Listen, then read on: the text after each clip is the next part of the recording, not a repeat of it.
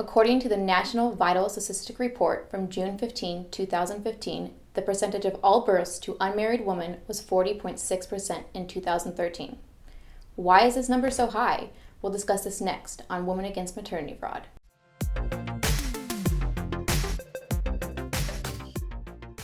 Out-of-wedlock birth rates has caused great concern among policymakers, largely because high rates of births to unmarried parents are closely related to evaluate rates of child poverty and increased welfare discrepancy.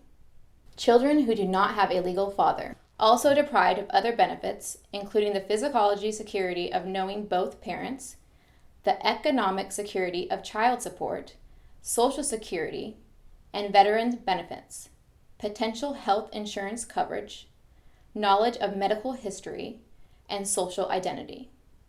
The Paternity Acknowledgement program has the potential to increase the number of the legal paternity establishments for children born to unmarried parents. The program was designed to achieve the following objectives. 1. Strengthen the voluntary acknowledgement of paternity process that currently operates in all states. 2. Educate parents who are not married to each other about the importance of paternity acknowledgement for their children. 3. For children to obtain the benefits of paternity establishment for the increasing numbers of children born to unmarried parents. 4. To improve the self-sufficiency of unwed mothers. And 5. To reduce welfare costs.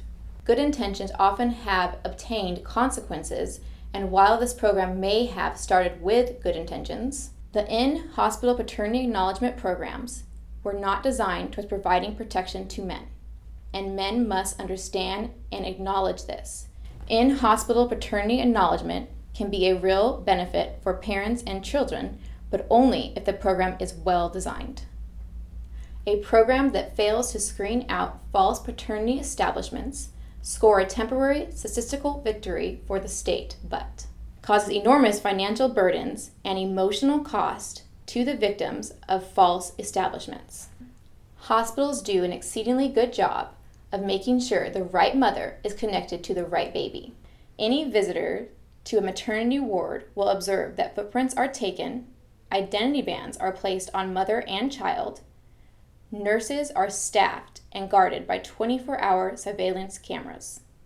Just as technology exists to protect the mother, equally dispositive technology, DNA testing, exists to protect men as well. But no in-hospital paternity acknowledgement program is geared toward providing protection to men. Anyone familiar with in-hospital paternity establishment programs knows that the programs are not geared towards verifying that the right man is identified as the father. Instead, the programs are openly geared toward exploiting the emotional vulnerability of a man who has come to the hospital solely because he believes that it is his baby who is there. The man's presence in the hospital to be with his baby is called the magic moment, and the child support bureaucracy openly exploits it, as this is the best opportunity to get paternity acknowledgement forms signed with no questions asked.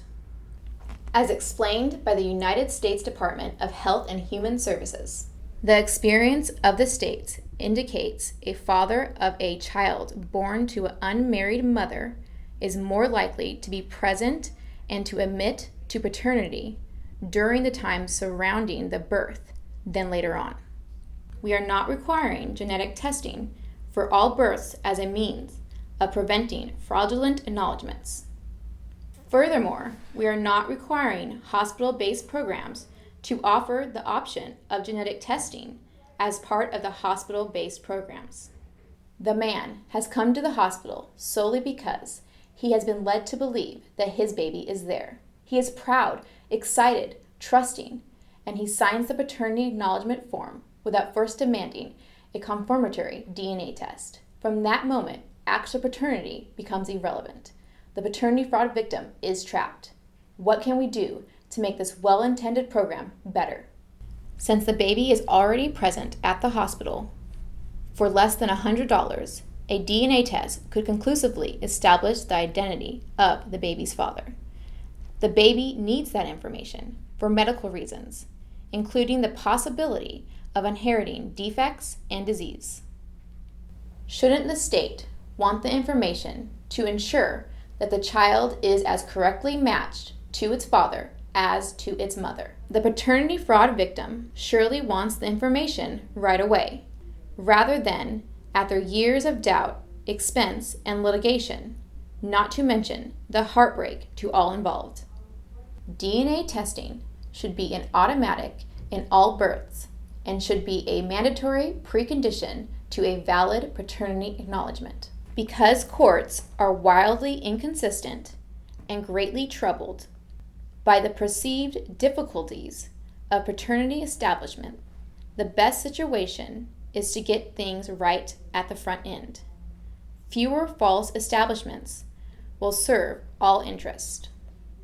The state has equal obligations to protect the interest of the real father as well as an interest in avoiding false establishment by naming the wrong man. The state, and all of us, have an interest in assuring that each child has the information about that child's real parents, for both medical reasons and for the love and stability that flow naturally with a biological bond, but do not flow naturally between child and paternity fraud victims.